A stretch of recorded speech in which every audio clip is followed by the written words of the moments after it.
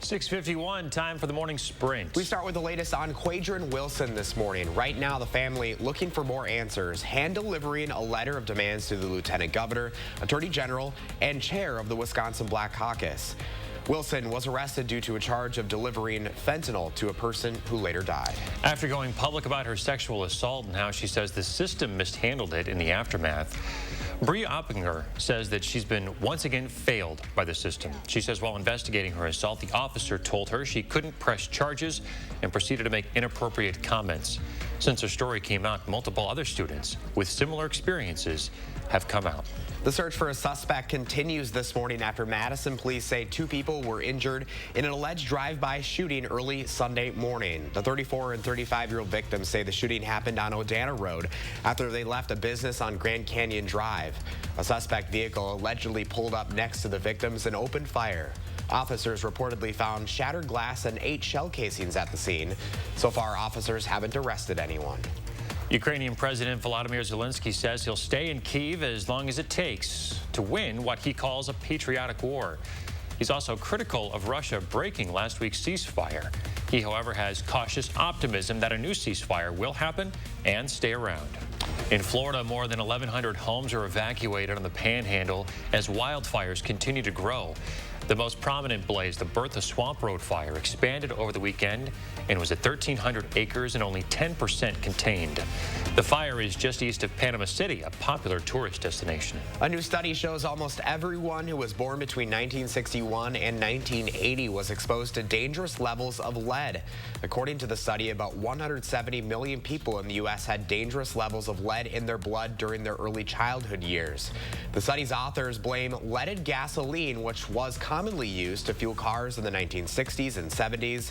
About 53% of the total population had a high level of lead in their blood as children. President Biden reportedly expected to sign an executive order this week to begin government regulation of cryptocurrency. It's in response to growing concerns Russia could use cryptocurrency to evade the impact of sanctions levied in response to the invasion of Ukraine. The Justice Department, Treasury, and other agencies will also study the possible development of a U.S.-backed digital coin. March Madness officially upon us, and check this video out. The SoCon Championship between Furman and Chattanooga.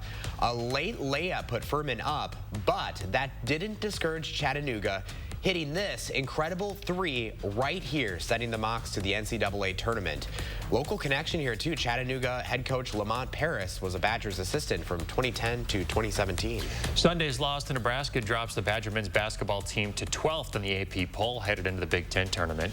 On top of that, Sporting News has named Johnny Davis a first-team All-American. Davis left the Kohl Center in a walking boot over the weekend, but head coach Greg Gard says he's optimistic Davis will play in the Big Ten tournament. Badgers play Friday. For the first time in 2 years, the UW Marching Band Spring Concert will be returning to the Kohl Center next month. This year's show scheduled for 7:30 p.m. on April 22nd and 23rd. The annual concert, of course, put on hold in both 2020 and 21 due to the pandemic.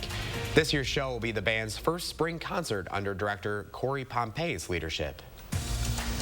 And we have a cold start to our morning, but we are going to be expecting to see improvement as we approach the lunchtime hours. Temperatures will be into the middle 30s, and we are going to be seeing plenty of sunshine today, folks. So make sure that you have your sunglasses. As we get into the evening hours, still looking at plenty of quiet conditions in southern Wisconsin. So we're not looking at many issues from the weather world, at least for our evening commutes. Now, as we get into the later part of this evening, we will start to see just a quick little line of some potential to bring in a burst of some light snow or even flurries to areas in the northwest of southern Wisconsin, and then we'll fall apart as we get into the later part of tonight. So you may still see just a quick little flurry as we go into tonight and quieter conditions as we head into our Wednesday morning. Now, the 3 things you're going to need to know: we're going to be on the colder side. Snow is going to be expected for areas south of Madison from Thursday night into Friday morning. Just some quick little flurry or even some light snow showers, but we're going to stay dry and it's going to be cold as we head into the weekend. But milder temperatures are coming back as we head into Sunday, and that's what we're going to see from our 10-day forecast. A bit of a roller coaster for the next few days,